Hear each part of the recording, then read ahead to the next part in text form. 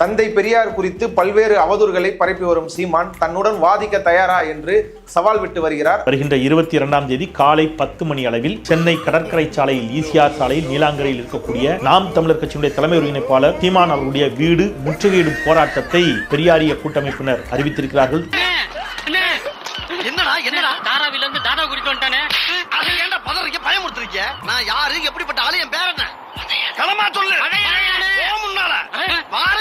குறிப்பாக தோழர் கு ராமகிருஷ்ணன் அவர்கள் ஒருங்கிணைப்பில் அவர் இந்த போராட்டத்தை அறிவித்திருக்கிறார்.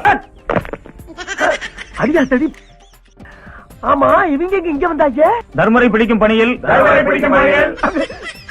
என் உயிர் உடல் பொருள் ஆவி அனைத்தையும் அர்ப்பணிக்க சித்தமாயிருக்கிறேன். இந்த அறவழி போராட்டத்தில் 40க்கும் மேற்பட்ட பெரியாரிய அமைப்புகள் பங்கெடுக்கிறார்கள். ஒரு மிகப்பெரிய பிரம்மாண்டமான ஆர்ப்பாட்டம் தோழர்களே. சொல்லல, எனக்கு இந்தியாவில் இருக்கவே பிடித்தம்லடா. பேசாம வெளிநாடு போய் தங்கிடலாம் இருக்கேன். என்ன இந்த நேரத்துல வைக்கிறாங்க? நான் எல்லாம் கேள்விப்பட்டேன் தர்மரு. மாமியா சொத்துக்கு ஆசைப்பட்டு இப்படி இத்து போயிட்டியாப்பா? என்னப்பா பண்ண சொல்ற? மனுஷனுக்கு ஒரு சின்ன ஆசைதான். இப்ப நீ என்ன பண்ற? நேரம் நம்ம கதிர்வந்த போய் விவரத்தை பூரா சொல்லி ஏதாச்சும் கைமாத்தாங்கி எனக்கு ஒரு பாஸ்போர்ட் எடுத்து கொடுத்துருக்க. நான் இந்த மலையில தங்கியிருப்பேன். பாஸ்போர்ட் ரெடி ஆனவன யார்கிட்டயாச்சும் ஒரு ஆள்கிட்ட சொல்லி அனுப்பு. நான் இப்படியே மலைப்பக்கமாவே ஏற்பட்டு வந்துடுறேன். சீமான் இனிமேல் தொடர்ந்து பேசுவாரே ஆனால் நிச்சயம் அது அவருடைய அரசியல் தற்கொலையில் தான் போய் முடியும். அவருடைய கட்சி காணாமல் போகும். அதுல எனக்கு எந்த சந்தேகமும் கிடையாது. இங்கே நின்னு என்ன நடக்குதுன்னு மட்டும் பார்க்கணும். ஓகே, என் செருப்பியே கலட்டி என் வாயிலேயே பல அலார்னு அடிச்சியே வாயை திறந்து ஏதாச்சும் பேசியிருப்பனா? சொல்லு என் தெய்வமே, சொல்லு. செருப்பால அடிப்பேங்கிறாரியா? இல்ல, இந்த பாலியல் பொறுக்கி ஒரு நாளும் அவன் விட்ட சவாலை ஏற்பதற்கு தயாரா இருக்க மாட்டான். இப்ப போற, ஆனா திரும்பி வரமாட்டேன்னு சொல்ல வந்த.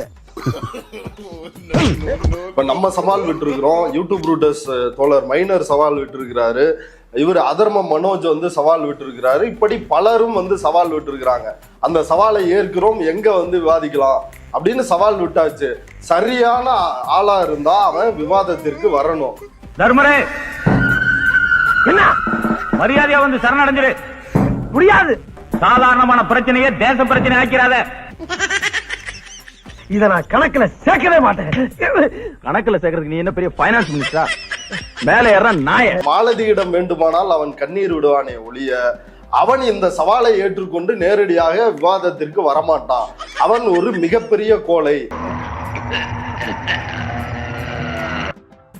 நம்ம நாட்டுல நாம எஜமா, நாம 197 பேர் இந்த நாட்டு பரம்பரை.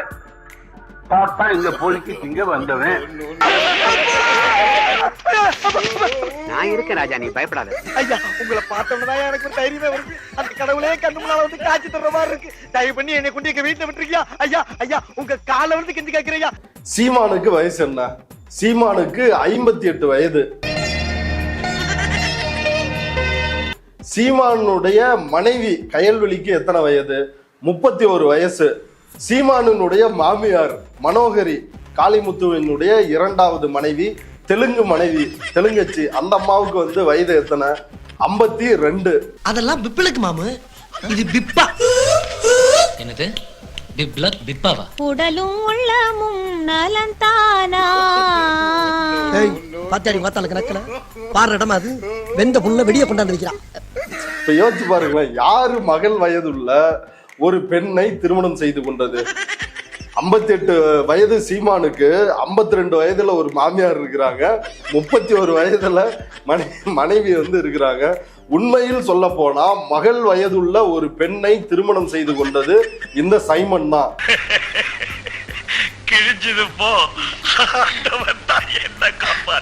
இவன் எதுக்காக கயல்வெளியை கல்யாணம் பண்ணா? விஜயலட்சுமியை 8 முறை கருக்கலைப்பு செய்து விஜயலட்சுமியினுடைய நகை, பணம், சொத்துக்கள் எல்லாத்தையும் புடுங்கி தின்னுட்டு இந்த புறம்போக்கு விஜயலட்சுமியை நடுத்தருவுல இன்னைக்கு நிறுத்தி வச்சிருக்கிறான். ஏய், என்னுடைய செயின் தானடா இப்படி மாறி இருக்குது. மன்னிச்சிருங்க பாஸ், பணத்து மேல ஆசைப்பட்டு உங்களுக்கு துரோகம் பண்ணிட்டேன். நீ என்ன துரோகம் பண்ணாலும் நான் உன்னை மன்னிச்சிடுறேன். ஆனா இவ்வளவு பெண்கள் இருக்கிற கொள்ளையில உனக்கு ஒரு பழகிறதுக்கு ஒரு பொம்பளை பிடிச்சிருக்காங்க. உட்டியாடா ஒரு பீலா, அத மட்டும் என்னால மன்னிக்கவே முடியாதுடா. இப்போ உனக்கு சீரியஸ் டைம்டா. பிஞ்சுட சீமான் உனக்கு பிச்சக்காரச்சவரே மோனே. No no no bad bad. அங்க வந்து 17 வயசுல கங்கையம்மன் கோயில் தெருல இங்க சென்னையில ஒரு பெண்ணை வந்து கர்ப்பமாக்கிட்டான். அது வந்து போலீஸ் கம்ப்ளைண்ட் அது இதுன்னு பிரச்சனையான உடனே நான் வந்து ஒரு படம் முடிச்சுட்டு கல்யாணம் பண்ணிக்கிறேன் அப்படின்னு அங்க போய் காலில் விழுந்தான் அப்படின்னு ஒரு செய்தியை இன்றைக்கு வந்து சினிமாவில் இணை இயக்குனர்களாகவும் இருப்பவர்கள் வெளியே வந்து பேட்டி கொடுத்துட்டு இருக்கிறாங்க. நீ என்ன சொல்ற இந்த ரேப்ப பத்தி? மைனர் வாழ்க்கையில இதெல்லாம் சகஜம் தானே. அப்ப நீங்க தான் அவளை ரேப் பண்ணீங்க? ஆமா. அடடா, அட்வான்ஸ் புக்கிங்ல ரேப்பிங் பண்ணிட்டு இருக்கீங்க. ஆமா. உட்டாக்க தொடர்ந்து ரேப்பிங்கா பண்ணிக்கிட்டு இருப்பீங்க. மைனர் குஞ்சுனா ஊரே நடுங்குது. மைனர் குஞ்சு ஓடா ஓடு.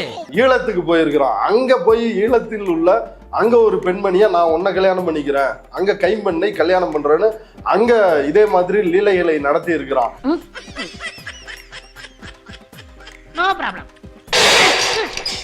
அப்புறம் இங்க தமிழ்நாட்டிலேயே இப்பொழுது பாரதி ராஜாவிடம் இணை இயக்குனராக இருந்த ஒரு பெண், அவங்க பேர் சொல்ல விரும்பல. என்னாச்சு? ஏய் இங்க பாரு, இங்க பாரு, என்னாச்சு? கடைசி வரைக்கும் நீங்க கூட ப்ளீஸ் விளையாட்டு விளையாடவே இல்ல. இப்ப அவரை இப்படி நிறைய பேரை லவ் பண்ணி இப்படி வந்து பொண்ணு குழந்தைய கொடுத்து கர்ப்பத்தை கலைச்சு இப்படி கலட்டி விட்டுருக்கிறான்.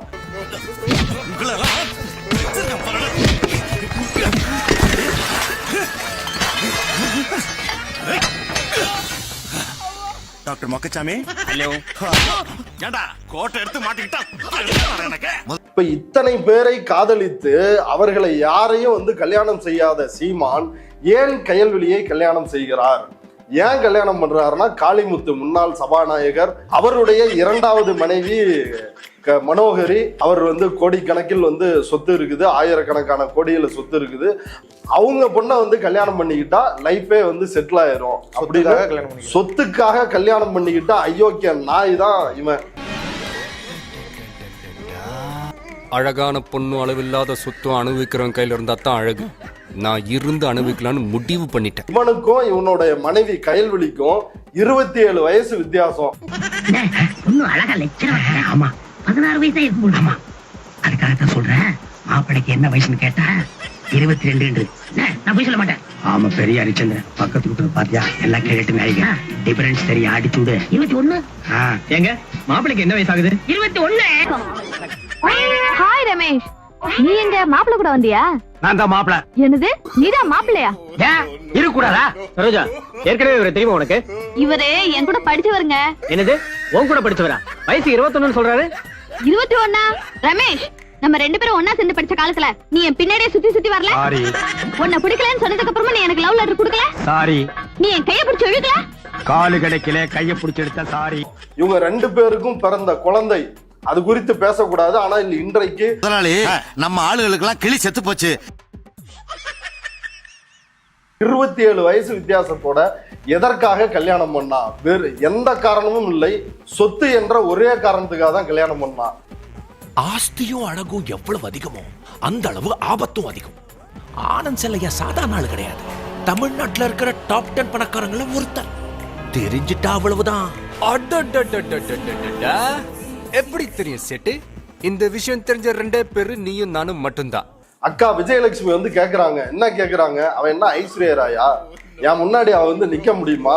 அவளை ஏன் கல்யாணம் பண்ணா இவன் அப்படின்னு கேள்வி எழுப்புறாங்க. அதற்கு என்ன பதில்? முன்னாள் அமைச்சர், முன்னாள் சபாநாயகர் காளிமுத்துவினுடைய சொத்து. அதான் பதில். பேச்சாடா பேசுன, கொஞ்சம் நெஞ்ச பேச்சா பேசுன. மன்னர் பரம்பரை, மண்ணாங்கட்டி பரம்பரை, நீயே இப்ப மாவுக்கட்டு பரம்பரை ஆகிட்டாங்க. அவனே பேட்டி கொடுத்துருக்கிறான்னு, எங்க மாமியார்கிட்ட வந்து ஒரு 80 ஏக்கர் கேட்கிறேன், இயற்கை விவசாயம் பண்ண, அவங்க வந்து எனக்கு தரமாட்டுறாங்க அப்படின்னு சொல்றான். இது அவனே வெளியே வந்து சொல்றாங்க. வெக்கமே இருக்காதா?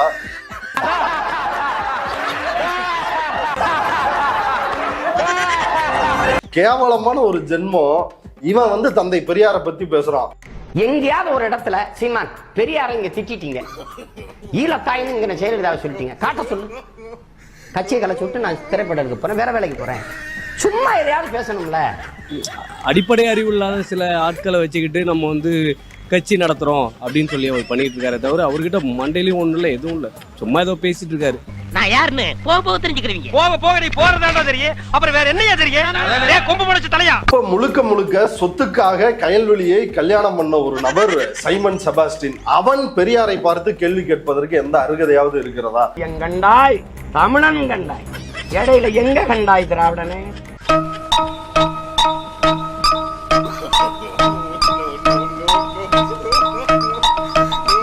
பட் பிரைமரியா சீமானுக்கு ஏன் பெரியாரை பிடிக்கலன்றதுக்கு மிக முக்கிய காரணம் ஒன்று இருக்கு. அது என்னன்னா, மானமும் அறிவும் மனிதருக்கு அழகு அப்படின்னாரு. எப்படி? மானமும் அறிவும் மனிதருக்கு அழகு. இவன் மானங்கட்ட பையன், இவங்கிட்ட போய் மானமும் அறிவும் மனிதருக்கு அழகு அப்படின்னா ரொம்ப சிரமமா. ஒரே நிமிஷம் நான் பேசுறேன். 2011 இளையமானதா ஈழமடர்னு எங்க அண்ணன் பேச நிறுவீங்க. நாளை காலையில வந்து அண்ணார் வளர்த்தா டீம் கலச்சாங்க. இங்கே இலை மலர்ந்தால் அங்கே